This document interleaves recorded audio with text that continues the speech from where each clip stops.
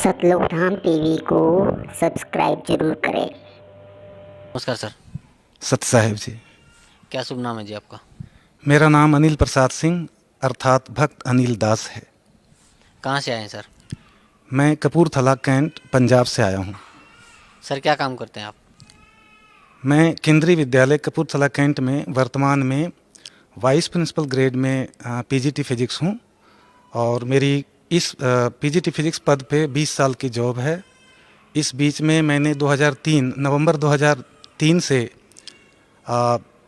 मई 2005 तक जवाहर नवोदय विद्यालय ढलाई त्रिपुरा राज्य में डेपुटेशन पे प्रिंसिपल भी रहा और वर्तमान में मैं पुनः केंद्रीय विद्यालय में वाइस प्रिंसिपल ग्रेड में पीजीटी फिजिक्स पद पे कार्यरत हूँ। सर, संत रामपाल जी महाराज की शरण में आने से पहले आप कौन सी भक्ति करते थे?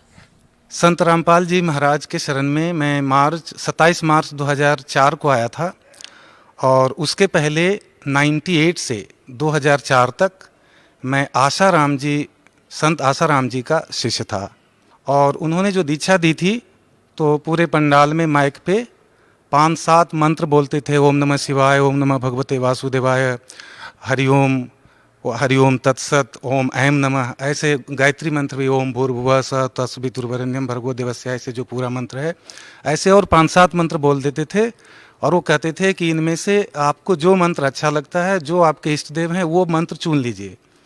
तो उसके पहले मैं शिव जी को मानता था कि वही सर्वशक्तिमान भगवान है, मुझे कुछ ज्ञान था ही नहीं। तो मैंने ओम नमः शिवाय मंत्र चुन लिया था और मुझे ओम नमः शिवाय मंत्र सेलेक्ट कर लिया तो मेरा वही मंत्र हो गया। और बाद में उसके बाद एक मंत्र वो और देते थे, सोहम, और वो जाप करने की विधि वो बताते थे कि सांस बाहर जाए तो सो और सांस अंदर आवे तो अहम बोलना है। और इसका वो लाभ ये बताते थे कि इस मंत्र के जाप करने से परमात्मा प्राप्ति जल्दी हो जाती है, शीघ्रता से हो जाती है। तो मुझे ये समझ में नहीं आता था कि जब ओम नमः शिवाय मंत्र जाप रहे हैं, शिव जी हमारे इष्ट हैं, तो फिर दूसरे मंत्र से शीघ्रता से क्यों आ जाती है। तो चूँकि बुद्धि नहीं थी तो मैं इस पर साइलेंट था, लेकिन ऐसे जो भक्ति बताते थे वो करता था। साथ में वो मौन मंदिर बना रखे हैं अपने आश्रमों में। तो मैं उस समय मैं राजस्थान में था, कांकरोली ज़िला में। तो वहाँ पे एक आश्रम था उनका, तो उस आश्रम में जाके मैं मौन भी धारण करता 24 घंटे का, 1 सप्ताह का ऐसे। और उसके बाद वो 24 एकादशी का व्रत भी बताते थे और जितने भी 4 रात्रि जागरण होते हैं, जन्माष्टमी, कृष्णाष्टमी, रामनवमी और इस तरह से, और जो 4 बताते थे वो सारा करता था।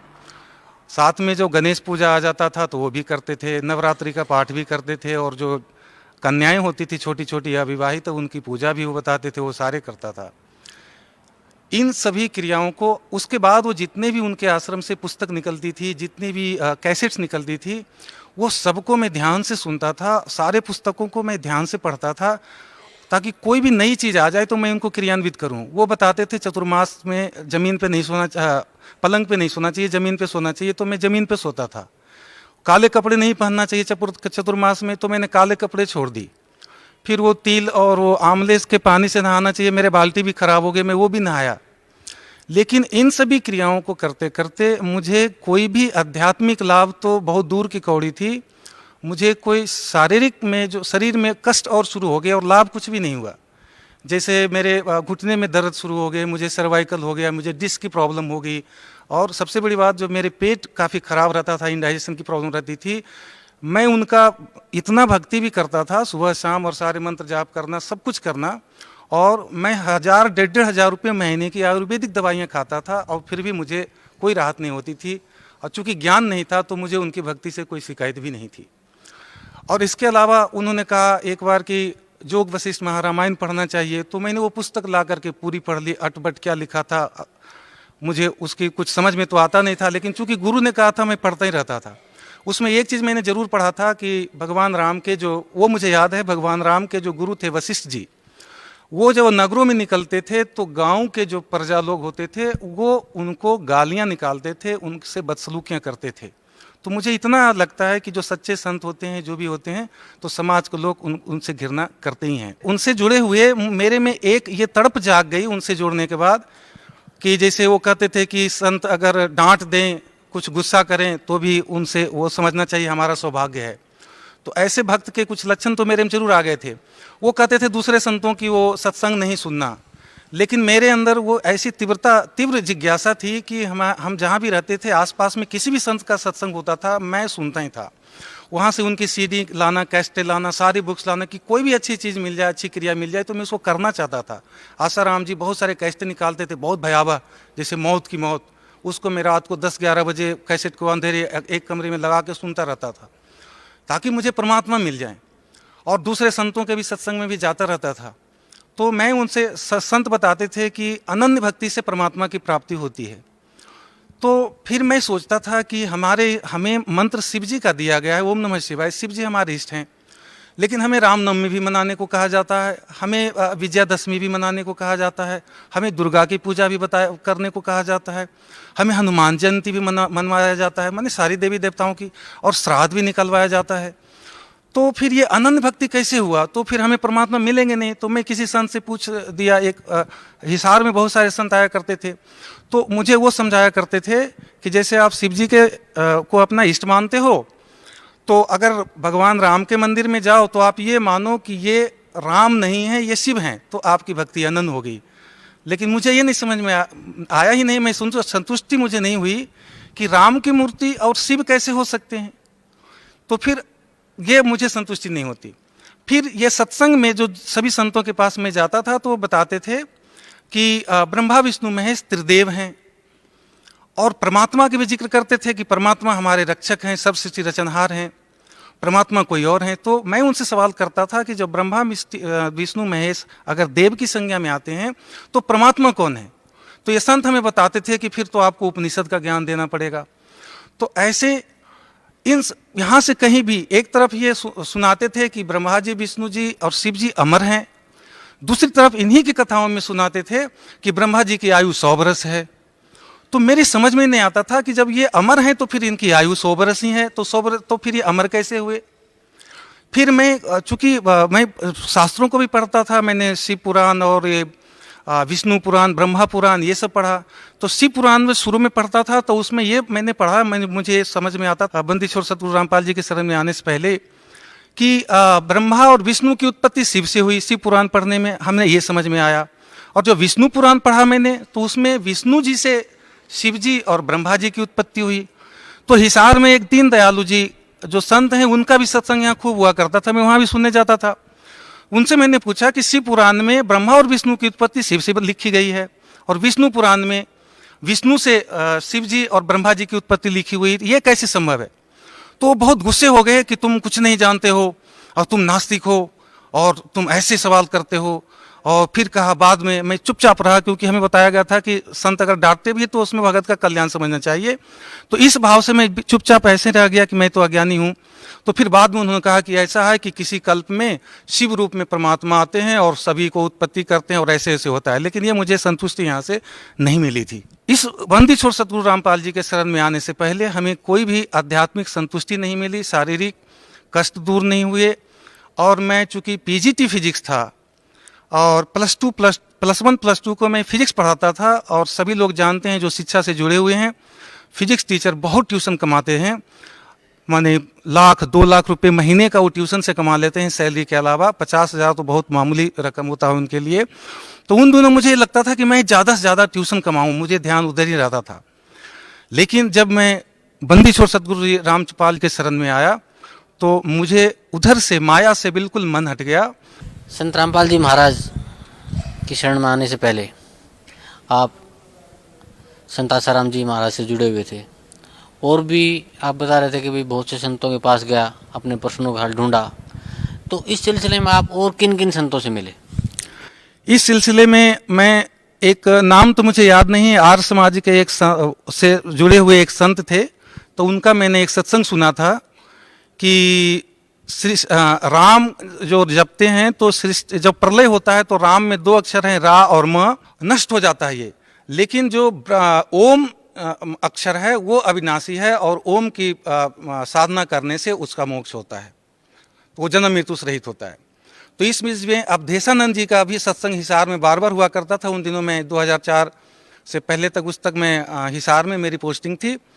2003 के जनवरी फरवरी या मार्च में हमने चूँकि उन दिनों जब मैं उनसे जुड़ा हुआ था तो सभी संतों का सत्संग भी सुनता था, और टीवी चैनल पे जितने भी संतों के सत्संग आते थे, जितना मुझे समय मिलता था मैं खूब सुनता रहता था। और किसी दिन छुट्टी होती थी तो लाइव सत्संग जो संतों के आते थे वो मैं बैठ जाता था। एक दिन शाम को मैं चैनल को छेड़ते छेड़ते मैं ऐसे चैनल लग गया जो बंदी छोड़ सतगुरु रामपाल जी महाराज जी का उस पर सत्संग आ रहा था। तो ये गीता जी को खोल के वहाँ से अनुवाद बता रहे थे, और उसके पहले मैंने जो सत्संग जितने भी सुने थे वो कहानी टाइप के सुनाते थे, कोई पुस्तक का आधार नहीं था। तो पहले तो मेरी ये प्रतिक्रिया रही कि ये कैसे संत हैं, ये तो पुस्तक देख के सुना रहे हैं। क्योंकि मैं टीचर था, मैं बिना पुस्तक पढ़े देखे ही फिजिक्स को क्लास में पढ़ाता हूँ, +1 +2 का पढ़ाता था। तो फिर भी चूंकि मुझे सत्संग सुनने की आदत थी तो मैं ध्यान से सुनने लगा। तो बंदीछोड़ सतगुरु रामपाल जी उस समय एक श्लोक, गीता जी के एक श्लोक सुना रहे थे, पढ़ के बता रहे थे गीता जी को, गोरखपुर से जो प्रकाशित है। और उसमें ये बता रहे थे, वो पढ़ के सुना रहे थे कि रजगुण, तमगुण और सतगुण प्रकृति से उत्पन्न तीनों गुण जीवात्मा को शरीर में बांधते हैं, अर्थात उनको बंधन में रखते हैं, मोक्ष मुक्त नहीं होने देते। फिर उन्होंने दैवी भागवत पुराण निकाल के उन्होंने पेज नंबर 123 पे उन्होंने बताया कि वो रजगुण, तमगुण, सतगुण, ये जो रजगुण ब्रह्मा जी हैं और तमोगुण शिव जी हैं और सतगुण विष्णु जी हैं। और बाद में मार्कंडेय पुराण के 123 नंबर पृष्ठ पे भी उन्होंने बताया कि रजोगुण प्रधान ब्रह्मा जी हैं, सतोगुण प्रधान विष्णु जी हैं और तमोगुण प्रधान शिव जी हैं। ये तीन ही देवता हैं, ब्रह्मा विष्णु महेश, और तीन ही गुण हैं, रजगुण, तमगुण और सतगुण। तो उन्होंने इस तरह से वहां से कॉन्सेप्ट क्लियर किया कि रजगुण, तमगुण, सतगुण ये कोड वर्ड है और इसको तत्वदर्शी संत ही विश्लेषण कर सकता है। और गीता जी में ये जो रजगुण, तमगुण, सतगुण का मतलब ब्रह्मा विष्णु महेश है। तो मुझे बहुत उत्सुकता हुई, मैं टीचर भी था, मैं फिजिक्स का टीचर हूँ, कि आगे और क्या बताएंगे, ये ज्ञान हमने पहले कभी सुना नहीं था। तो उसके बाद उन्होंने फिर समझाया, इस बात को एक्सप्लेन किया कि ये कैसे जीवात्मा को शरीर में बांधते हैं। जैसे मनुष्य जीवन में भक्ति किया या नहीं किया, मृत्यु हो गई, ब्रह्मा विष्णु महेश इन तीनों गुणों की पूजा की तो मृत्यु होगी। तो चूंकि ये शास्त्रानुकूल भक्ति नहीं है, तो इनकी मृत्यु होने के बाद अगर मान लो मेरे पिछले पुण्य ज़्यादा हैं तो फिर मनुष्य जीवन मिल जाएगा। फिर भक्ति करेंगे या नहीं करेंगे, फिर कुत्ते बन गए तो कुत्ते के शरीर मिल जाएंगे, फिर गधे की, फिर बिल्ली की, फिर 84 लाख योनियों में जाएंगे। अर्थात एक शरीर से दूसरे शरीर में आत्मा जाती रहेगी और ये पूर्ण मोक्ष को प्राप्त नहीं होगी। और उन्होंने एक श्लोक और बताया था कि ब्रह्मा भी, उसमें जो श्लोक गीता जी अध्याय नंबर 7 के मंत्र 12 से 15 तक में विश्लेषण कर रहे थे कि माया के द्वारा जिनका ज्ञान हरा जा चुका है, मनुष्यों में नीच मूर्ख लोग, दुष्कृतिनः दुष्कर्म करने वाले लोग मुझको भी नहीं भजते। तो उनको माया मतलब त्रिगुण माया होती है, रजगुण, तमगुण, सतगुण। तो गुरु जी ने विश्लेषण कर रहे थे कि जो ये तीनों देव की भक्ति करते हैं वो उस गीता ज्ञानदाता भगवान की भी भक्ति नहीं करते हैं। सर, संत रामपाल जी महाराज की शरण में कैसे आए? एक दिन मैं टीवी चैनल को छेड़ते छेड़ते एक चैनल लग गया, उसमें संत रामपाल जी महाराज का सत्संग आ रहा था। और उसमें गीता जी के एक श्लोक को, जो गीता प्रेस गोरखपुर से जो प्रकाशित थी, उसको पढ़ के प्रोजेक्टर पे, वो टीवी पे दिखाया जा रहा था। और उसमें ये श्लोक था, रजगुण, तमगुण, सतगुण प्रकृति से उत्पन्न तीनों गुण जीवात्मा को शरीर में बांधते हैं। ये हिंदी अनुवाद गुरुजी बता रहे थे और इसका संस्कृत भी उन्होंने पढ़ के एज इट इज सुनाया था। तो फिर उन्होंने ये गुण का विश्लेषण देवी भागवत पुराण और मार्कंडेय पुराण से किया था। मार्कंडेय पुराण के 123 नंबर पेज पे उन्होंने बताया कि रजोगुण प्रधान ब्रह्मा जी, सतोगुण प्रधान विष्णु जी और तमोगुण प्रधान शिव जी हैं। और ये तीन ही देवता हैं, ब्रह्मा विष्णु महेश, और तीन ही गुण हैं, रजगुण, तमगुण और सतगुण। और फिर इसी का दूसरा प्रमाण उन्होंने दैवी भागवत पुराण के पेज नंबर 123, उसका भी पेज नंबर 123 जो गीता प्रेस गोरखपुर से प्रकाशित था, उस पर विष्णु जी अपनी महिमा, माता की, दुर्गा माता की महिमा गा रहे थे। और वो बता रहे थे कि मैं, अर्थात विष्णु जी, ब्रह्मा और शंकर तुम्हारी कृपा से विराजमान हैं, और हमारा तो आविर्भाव अर्थात जन्म और तिरोभाव अर्थात मृत्यु हुआ करता है, केवल तुम ही नित्या हो, जगत जननी हो, प्रकृति और सनातनी देवी हो। गुरु जी ने बताया था कि प्रकृति शब्द याद रखना, ये गीता जी समझने में काम आएगी। और आगे फिर उन्होंने उसी 123 नंबर के दूसरी साइड में जो भगवान शंकर बोल रहे हैं कि हे माता, यदि ब्रह्मा जी को उत्पन्न करने वाले आप हो और विष्णु जी को भी आपने ही उत्पन्न किया है, तो क्या तमोगुनी लीला करने वाला मैं शंकर क्या तुम्हारी संतान नहीं हुआ, अर्थात मैं भी तुम्हारा ही संतान हुआ। तो यहाँ से भी क्लियर किया गुरु जी ने कि ये विष्णु शिव जी स्वयं अपने आप को तमोगुनी बता रहे हैं, तो ब्रह्मा जी और विष्णु जी भी, ब्रह्मा जी रजोगुनी और विष्णु जी सतोगुनी हैं। तो उस श्लोक को समझाने के लिए इतने सारे प्रमाण के बाद फिर गुरु जी वापस उस श्लोक पे आए कि रजगुण, तमगुण, सतगुण, प्रकृति से उत्पन्न तीनों गुण। प्रकृति वहां दुर्गा को कहा गया था, इसका मतलब दुर्गा से उत्पन्न ब्रह्मा विष्णु महेश और जीवात्मा को शरीर में बांधते हैं, मतलब हम सभी जीवात्मा को मुक्त नहीं होने देते। उन्होंने गुरु जी ने समझाया था कि जैसे मनुष्य जीवन समाप्त हो जाएगा, हमारे पुण्य नहीं है तो हम पशु बन जाएंगे, पक्षी बन जाएंगे, किसी और योनि में चले जाएंगे, ज़्यादा पुण्य है तो देवता बन जाएंगे। अर्थात एक शरीर से हमें दूसरा शरीर मिलता रहेगा, लेकिन हम पूर्ण मोक्ष को प्राप्त नहीं होंगे। तो इसलिए ब्रह्मा विष्णु महेश की पूजा हमारे गीता जी में व्यर्थ है, ऐसा गुरु जी समझा रहे थे। ये श्लोक सुन के, चूंकि उन दिनों में आसाराम जी से दीक्षित था और मेरा मंत्र ओम नमः शिवाय था और शिव जी मेरे इष्ट थे, तो पहली बार जो ये सुना, और उसके पहले दीनदयालु जी ने बताया था, क्योंकि मैं उसके पहले मैं सभी संतों के सत्संग में जाया करता था, तो दीनदयालु जी का सत्संग जो हिसार में हुआ करता था, कई बार मैंने सुने थे। तो उन्होंने कहा था कि साधकों को गीता का, भगवत गीता का, श्रीमद् भगवत गीता का पाठ करना चाहिए, कम से कम एक अध्याय रोज। तो मैं कई वर्षों से वो श्रीमद् भगवत गीता का पाठ करता था, हिंदी, और उसमें सारे श्लोक पढ़ते थे, लेकिन गुरु बिन काहु न पाया ज्ञाना, तो बिना गुरु के हमें कुछ वो समझ में नहीं आता था। मैं ये सोचता था कि ये जो गालियां ऐसी लिखी गई है साधकों के लिए गीता जी में, जैसे मूढ़, मनुष्यों में नीच, दूषित कर्म करने वाले, आसुर स्वभाव को प्राप्त पानी, मुझको भी नहीं भजते हैं और इन देवी देवताओं को भजते रहते हैं, तो मुझे लगता था कि मैं तो मंत्र जप रहा हूँ, तो ये मेरे लिए नहीं है, ये तो उन लोगों के लिए है जो भगवान की भक्ति नहीं करते। लेकिन बाद में पता चला कि जो इन तीनों देवताओं की भक्ति करते, बंदीछोड़ सदगुरु रामपाल जी महाराज की कृपा से पता चला कि ये उनके लिए बात थी। तो मैं, चूंकि उसके पहले शिव जी का भक्त था, शिव जी मेरे इष्ट देव थे और ओम नमः शिवाय मंत्र जापता था, और जो गुरु जी ने ये समझाया कि इन देवताओं की पूजा करने वाले को मोक्ष नहीं होते और इनको राक्षस स्वभाव को कहा गया है, तो मुझे लगा कि मेरा सिर फट जाएगा। मुझे लगा कि ये गीता जी हैं और गीता जी पर मुझे पूरा विश्वास था, क्योंकि मैं बिहार स्टेट से बिलोंग करता हूं, और मेरे गांव में जो कोई मरता था व्यक्ति, तो मरते हुए व्यक्ति को मैं ये सुनता था, बचपन में भी देखा था कि उनको गीता जी का कोई श्लोक पढ़ के सुना दो, ऐसा कि उससे उसकी मुक्ति हो जाएगी। तो उस दृष्टि से भी, और इधर कई वर्षों से मैं गीता जी का पाठ करता था, तो इससे गीता जी के श्लोक पे और गीता जी पे जो ग्रंथ हैं उस पे मुझे पूरा विश्वास था। तो गुरु जी ने जो भी समझाया और वहाँ श्लोक उन्होंने दिखाया, मुझे पूरा विश्वास हो गया कि ये बात बिल्कुल सच्ची है। लेकिन मेरी बुद्धि इतनी काम नहीं करी कि इस संत जी का एड्रेस ढूंढना चाहिए, इनके पास जाना चाहिए, इनका कल्याण करवाना चाहिए। लेकिन उस भक्ति की जो पहले कर रहा था मैं छोड़ भी नहीं पा रहा था, इनको ढूंढने की मेरी बुद्धि काम नहीं की कि इनको ढूंढना चाहिए था।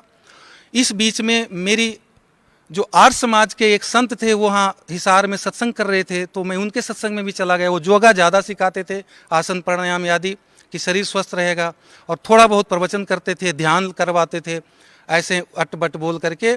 और एक बात जो उन्होंने कही थी जो मेरे दिमाग को फिर वहाँ झंकृत कर दिया था, कि जब प्रलय होता है तो जो राम जपते हैं, तो राम में 2 अक्षर है, रा और म, वो विलीन हो जाता है, नष्ट हो जाता है, उसके साधक भी विनाश को प्राप्त हो जाते हैं। लेकिन ओम एक अक्षर है और इसका खंड नहीं होता, और ये प्रलय काल में भी जो इसकी भक्ति करते हैं उसका नाश नहीं होता। तो मेरे दिमाग में और हो गया कि अब ये ओम को बता रहे हैं, राम गलत बता रहे हैं, और वो संत जी तो जो थे बंदीछोड़ रामपाल जी महाराज, उनसे मैं जुड़ा नहीं था। वो ब्रह्मा विष्णु महेश जी की सेवा भी व्यर्थ बता रहे हैं, लेकिन वो प्रमाणित है। तो इस बीच में वो और मेरे सिर दर्द हो गए, मैं और घबराहट में हो गया, मैं क्या करूं ना करूं, किससे पूछूं। तो इसी बीच में अवधेशानंद जी का भी वहाँ सत्संग हिसार में बार बार वहाँ प्रोग्राम लिया जाता है, मैं उनका सत्संग में भी गया। वो भागवत पे कथा करते थे, और उन दिनों में गया था तो श्री राम कथा पहली बार कह रहे थे, वो बीच बीच में बता रहे थे। तो मैं उनसे जाके ये सवाल पूछना चाहा कि कोई तो कहता है कि राम राम जपो, और कोई तो कहता है कि भाई राम में 2 अक्षर हैं, वो खंड हो जाएगा सृष्टि में और प्रलय हो जाएगा, तो एक अक्षर मंत्र जो अविनाशी है उसका जाप करो। तो आप स्वामी जी आप बताइए कि हमें क्या करना चाहिए। तो मैं दंग रह गया। उनका जो अवधेशानंद जी का रिएक्शन, एक संत कहलाते हैं वो समाज में, आज तो मुझे तत्व ज्ञान हो गया, वो संत कहलाने लायक है नहीं, लेकिन उन दिनों तो मैं उन्हें संत मान रहा था, स्वामी जी मान रहा था। वो बहुत जोर से मेरे ऊपर गुस्सा किए और कहे तुम नास्तिक हो, तुम आर्य समाजी हो, तुम इस तरह के सवाल करते हो। तो मैं बिल्कुल स्टन रह गया कि मैंने क्या गलती करी, मैं तो मूर्ख हूं ही, अज्ञानी हूं ही। उन्होंने ये भी कहा था कि तुम अज्ञानी हो, मूर्ख हो, भ्रमित हो। तो मैंने मेरे मन में सोचा मैं तो भ्रमित हूं, तभी तो संतों के पास आ रहा हूं। और मैं चुपचाप बैठा रहा। और आसाराम जी की बताई वो बात मुझे याद आई कि संत अगर गुस्सा भी करें, डांट भी लगाएं, थप्पड़ भी लगाएं, तो अपना कल्याण समझना चाहिए और उनसे बकवाद नहीं करनी चाहिए, प्रतिवाद नहीं करनी चाहिए। तो वो बात मुझे याद आ गई। मैं चुपचाप ऐसे बैठा रहा हाथ जोड़ करके काफ़ी देर तक, और उनका टीवी पत्रकार लोग इंटरव्यू ले रहे थे। तो थोड़ी देर के बाद उनको शायद लगा कि इसमें भगत के कुछ लक्षण हैं। उन्होंने कहा कि तुम्हारे क्या सवाल थे, आप ऊपर वाले कमरे में आना, मैं वहाँ बताऊँगा। तो मैं थोड़ी देर के बाद ऊपर वाले कमरे में गया। तो फिर ऊपर वाले कमरे में जाकर उन्होंने फिर ये बताया कि ऐसे तो 21 ब्रह्मा, 21 विष्णु हैं, महेश हैं और 21 ब्रह्मांड हैं, लेकिन तुमको वो सब जानने की जरूरत नहीं है। तुम जो भी भक्ति कर रहे हो वो तुमको पूर्ण मोक्ष की प्राप्ति हो जाएगी, जैसे सारी नदियाँ समुद्र में मिल जाती है। लेकिन मेरी जिज्ञासा शांत नहीं हुई। मेरे मन में ये बात आई कि सिर्फ वो नदी समुद्र में मिलती है जाकर के जिसमें पूरा पानी हो, सालों भर पानी रहता हो, और जिस नदी में थोड़े पानी हो तो समुद्र जाने से पहले पहले सूख जाती है, वो नदी तो समुद्र में मिलती नहीं है। तो मुझे उनकी बातों से ये हुआ नहीं। और इस बीच में मेरी पोस्टिंग त्रिपुरा हो गई। मैं वहाँ डेपुटेशन पे प्रिंसिपल बन के चला गया। वहाँ से लगभग साल भर के बाद 2004 मार्च में मैं वापस आ रहा था। मेरी फैमिली हिसार में ही थी। तो बस में जो दिल्ली में मैं आया, दिल्ली में मैं बस में बैठा हुआ, तो पोस्टर में फिर बंदी छोड़ सतगुरु रामपाल जी का एक पोस्टर दिख गया। इनका पोस्टर, ये तो मैं भूल गया था इनकी बातें जो टीवी पे देखे थे, इनके ज्ञान को। और वो सारे संतों से मेरी चर्चा हुई थी उधर जाने के बाद, क्योंकि 8-9 महीना टाइम गुजर गया था। मेरा दिमाग एक बार फिर वो चकरा गया और मेरे मन में ये बात आई कि कोई संत, सभी संत कहते हैं परमात्मा एक है और एक परमात्मा की भक्ति से हमारा मोक्ष होगा, और सभी संत के इष्ट देव अलग अलग, सभी के मंत्र अलग, सभी की साधनाएं अलग, सभी की क्रियाएं अलग। ये सारे संत अगर सच्चे हैं और सभी अलग अलग क्रियाएं साधनाएं बता रहे हैं, तो इन सब को मिलकर के एक निर्णय क्यों नहीं निकाल लेते और हम भक्त समाज को भ्रमित जो करने से बचा लेते। इन सबको चाहिए था कि एक निर्णय निकाल करके और एक रास्ता हमें देते। और ये मेरे दिमाग में आई थी और मैं फिर परेशान हो गया था। और जब हिसार में आया तो गुरुजी का सत्संग था और एक दिन का सत्संग मुझे सुनने को मिला। दिन में सुना तो चूंकि इनका सारा ज्ञान जो पहले सुन रखे थे उससे नया था और मेरी बुद्धि में नहीं आ रही थी। लेकिन शाम को, ये मेरा टर्निंग पॉइंट था लाइफ में, शाम को 27 मार्च 2004 को जब शाम के सत्संग में आया तो उस समय गुरुजी प्रोजेक्टर पे ये बता रहे थे, अनुत्तम का अर्थ बताया उन्होंने। ये तो सभी को पता है, तीसरी क्लास के बालक को भी पता है कि घटिया होता है। और फिर एक शब्द व्रज था संस्कृत का, उसका अर्थ 2 डिक्शनरी से उन्होंने बताया था गुरुजी ने। एक तो आमटे का था, दूसरा मुझे याद नहीं है।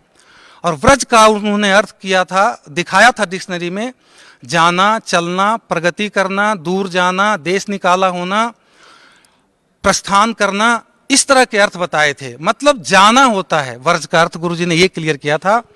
और उसके बाद उन्होंने संत आसाराम जी के अनुवादित गीता के श्रीमद् भगवद गीता के अध्याय नंबर 18 का श्लोक नंबर जो 66 था, उस श्लोक में व्रज शब्द है और वहाँ पे आसाराम जी ने उसका अर्थ आना किया था, गुरुजी ने दिखाया प्रोजेक्टर पे। और फिर रामसुख दास जी का जो अनुवादित था गीता प्रेस गोरखपुर से जो प्रकाशित श्रीमद् भगवद गीता, उसमें भी व्रज का अर्थ आना किया हुआ था कि मेरी शरण में आ जा। और इस अड़ंगे को सही साबित करने के लिए उन्होंने उतनी मोटी बड़ी पुस्तक थी और उसके लगभग 17 पेज तक व्याख्या कर रखी थी। और उसके बाद उन्होंने सुधांशु जी महाराज की अनुवादित पुस्तक में भी व्रज का अर्थ आना किया हुआ दिखाया गुरुजी ने। जो डॉक्टर सर्वपल्ली राधाकृष्णन बड़े, जो इतने बड़े फिलोसफर माने जाते हैं, उनके नाम पे पूरा राष्ट्र शिक्षक दिवस मनाता है कि वो बेस्ट टीचर थे, बेस्ट प्रोफेसर थे और एक दार्शनिक थे और बहुत बड़ा विद्वान थे, और उन्होंने भी व्रज का अर्थ आना किया था। ऐसे और कई अनुवादकों द्वारा, संतों द्वारा अनुवादित वो उन्होंने गुरुजी ने दिखाया था। उस श्लोक में व्रज का अर्थ सभी ने आना किया था। इस्कोन वाले एक दिखाए थे जिन्होंने शब्दार्थ में तो व्रज का अर्थ जाना लिख रखा था, और जो संस्कृत श्लोक जो 18 गीता श्लोक नंबर अध्याय नंबर 18 का श्लोक नंबर 66 का जो अर्थ करने लगे तो वहाँ पर मेरी शरण में आजा कर दिया था। और दूसरी जो शब्द थे अनुत्तम, और सभी संतों ने, इन सभी संतों ने अनुत्तम का अर्थ अति उत्तम किया था गीता जी अध्याय नंबर 7 के श्लोक नंबर 18 का। जब ये 2 श्लोक का अनुवाद प्रोजेक्टर पे गुरुजी ने बताया था तो मुझे ऐसा लगा कि इस पृथ्वी पे किसी भी संत के पास कोई भी आध्यात्मिक मार्ग नहीं है, आध्यात्मिक ज्ञान नहीं है। अगर उनके पास आध्यात्मिक ज्ञान होता तो गीता के श्लोकों के अर्थों का वो अनर्थ नहीं करते, और अनुत्तम का अर्थ अति उत्तम होता ही नहीं जो उन्होंने किया है। और व्रज का अर्थ जाना है, जिसका अर्थ आना किया है। तो अगर ज्ञान किसी के पास सत ज्ञान है तो बंदी छोड़ सतगुरु रामपाल जी महाराज जी के पास है, और पूरे पृथ्वी पे, क्योंकि जगत गुरु भारत ही रहा है, तो भारत से बाहर किसी संत के पास ये ज्ञान हो ही नहीं सकता। और भारत वर्ष में जो वर्तमान में जितने संत हैं सभी से अनुवादित गीता से हमें ये स्पष्ट हो गया था कि किसी के पास कोई ज्ञान नहीं है। और मैं फिर उसी समय मैं नाम गुरु जी से ले लिया था, और मैं इतना सौभाग्यशाली था। आज मैं उस दिन को याद करके मैं भावुक हो जाता हूँ। मैं और मेरा बेटा, जो नाम एक बार भी नाम नहीं जपा, सुभाष था, और एक कोई और बुजुर्ग व्यक्ति थे, सिर्फ 3 व्यक्ति था। 27 मार्च 2004 को हिसार जो पुलिस लाइन में गुरुजी का सत्संग था, आज तो वहाँ कुछ कंस्ट्रक्शन हो गए हैं, और मुझे गोद में लेके पुचकार करके वो कहते थे, बेटा तुम्हारा भाग्य उदय हो गया, परमात्मा तुमसे राजी हो गए, तुम्हें मोक्ष मिलेगा और तुम्हें परमात्मा मिल गए।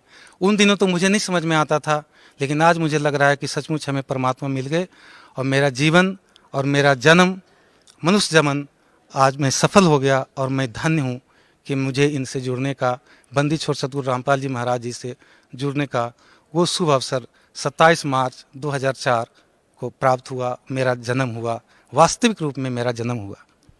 सर, संत रामपाल जी महाराज से नाम उपदेश लेने के बाद आपको क्या लाभ मिला? संत रामपाल जी के महाराज से नाम लेने के बाद इतने लाभ हुए जिसका वर्णन हम करने लग जाएं तो कई घंटों गुजर जाएगा।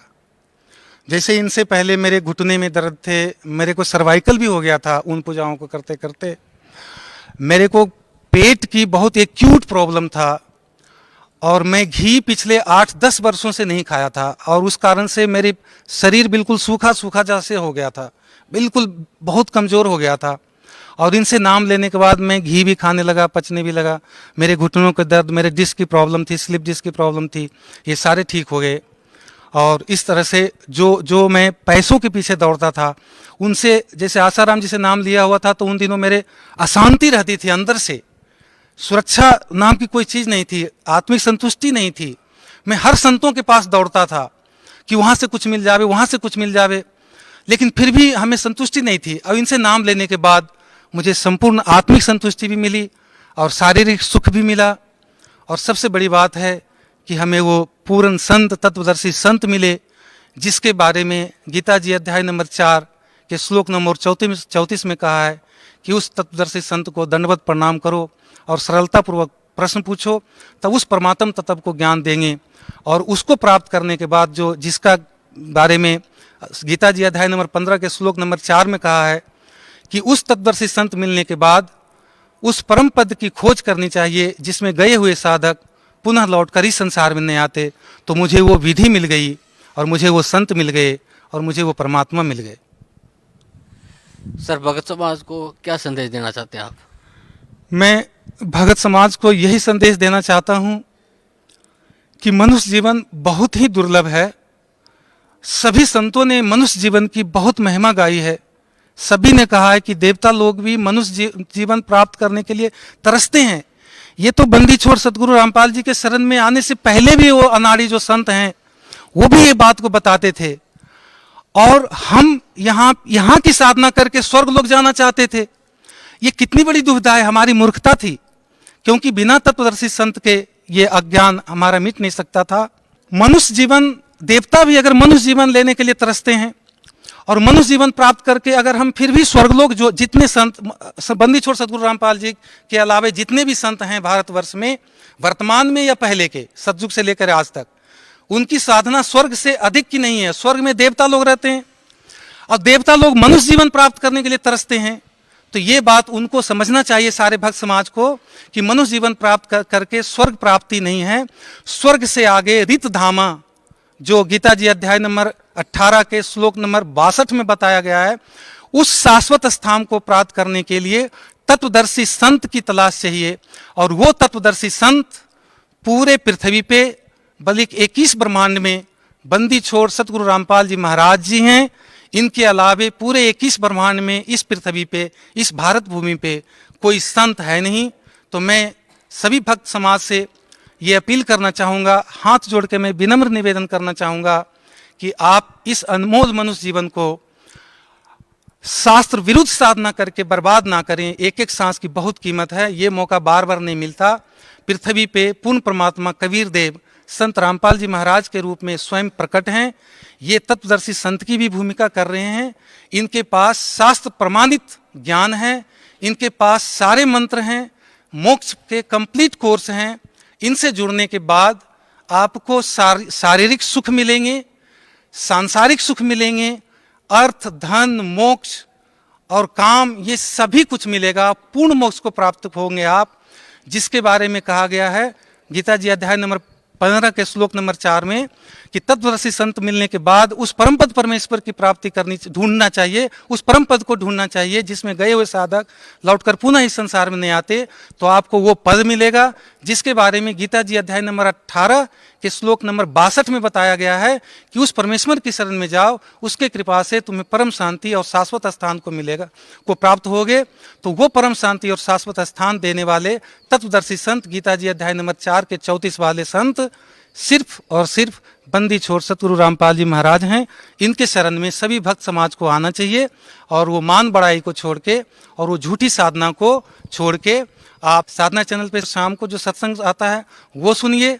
ज्ञान गंगा पुस्तक अगर आपको मिल जावे तो वो पुस्तक पढ़िए, सारा ज्ञान प्राप्त करिए। और अगर कोई भगत आपसे पूर्ण परमात्मा, मोक्ष की, भक्ति की और संत बंदी छोड़ सतगुरु रामपाल जी महाराज के बारे में कोई जानकारी देते हैं तो आप उनको ध्यान से सुनिए और परमात्मा की शरण में आकर के अपना मनुष्य जीवन को सफल करिए, पूर्ण मोक्ष वाली भक्ति को प्राप्त करिए। मैं भक्त समाज से यही निवेदन करना चाहूँगा। Sir, thank you.